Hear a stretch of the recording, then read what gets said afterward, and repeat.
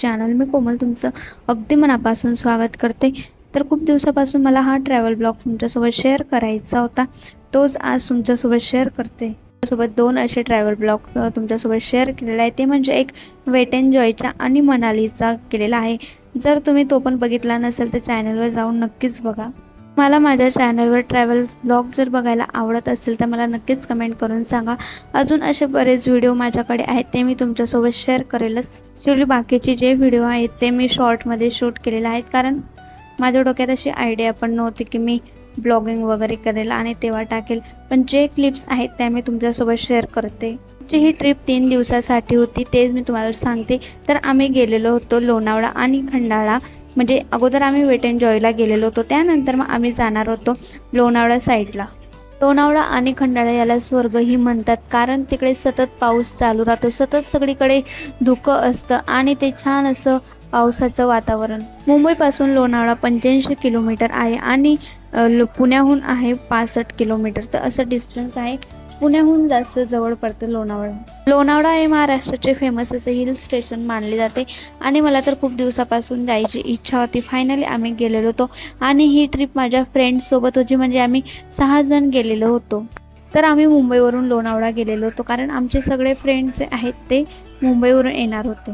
आणि लवकर उठून आम्ही निघालेलो होतो आणि ही ट्रिप आमची बाय कार होती. गाडीत बसलो आणि आमच्या एवढ्या गप्पा सुरू झाले की आम्ही खूप दिवसानंतर भेटणार होतो.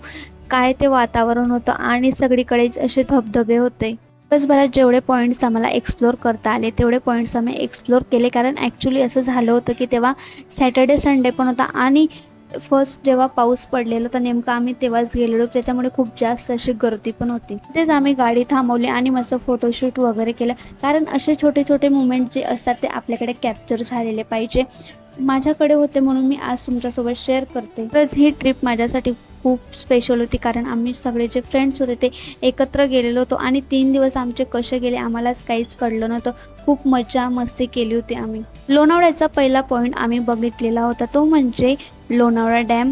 मग तिथून आम्ही दुसरीकडे निघालेलो होतो भुशी डॅमकडे जाण्यासाठी. ॲक्च्युली असं झालं की तेव्हा जास्त काही पाऊस नव्हता, म्हणून भुशी डॅमला एवढं पाणी पण नव्हतं, त्याच्यामुळे दुरूनच जे आहे ते आम्ही अनुभवलेलं होतं. भुशी डॅम हे ठिकाण लोणावळ्याचं हायलाईटच आहे. पावसाळ्यात इथं इतका पाणी असतं की लोक पाण्यात बसून खेळतात, मजा करतात, हसतात. भुशी डॅमवर मित्रमैत्रिणींसोबत वेळ घालवायचा एक अशी वेगळीच मजा आहे. लोक इथे बराच वेळ थांबतात, काही जण तर तासभर पावसात भिजतात. भुशी डॅमवर आम्ही पण आमचा बराच वेळ जो आहे तो स्पेंड केलेला होता. मी कॅब करून घेतलेली होती, त्याने खूप छान असे आम्हाला पॉईंट जे होते ते एक्सप्लोर करून दिलेले होते. तर आम्ही गेलेलो होतो कारला लेणी बघायला. तिथं असं वाटत होतं की आपण इतिहास अनुभवलेला.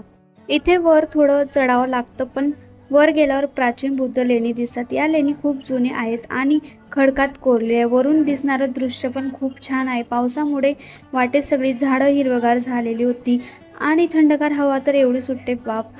इतिहासाची मजा आणि निसर्गाचं सौंदर्य एकत्र अनुभवायला इथं नक्कीच यावं लागतं. ट्रिपमध्ये खाण्याची मजा वेगळीच असते. पावसाळ्यामध्ये तर भुट्टा, वडापाव, भजी आणि गरमागरम चहा याशिवाय काही चालत नाही.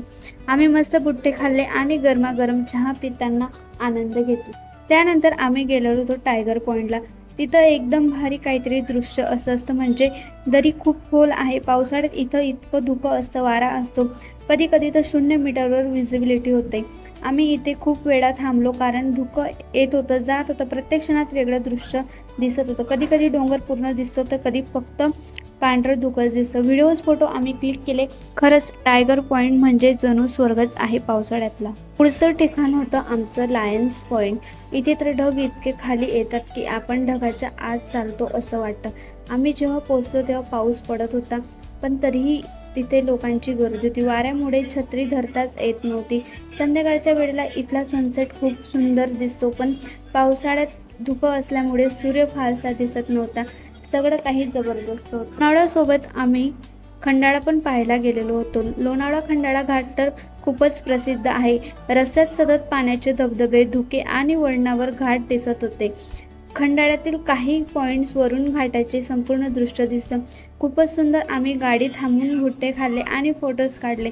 माझ्यासाठी खंडाळा म्हणजे निसर्गाचं वेगळंच रूप अनुभवलं. तुम्ही बघू शकतात किती भारी असं दृश्य आहे तिकडचं. येणाऱ्या जाणाऱ्या सतत गाड्या वगैरे दिसत आहेत. खूप छान असं सगळीकडे धुकं धुकं जे आहे ते होतं. तर ही होती आमची लोणावळा आणि खंडाळा पावसाळ्यातली धमाल ट्रिप.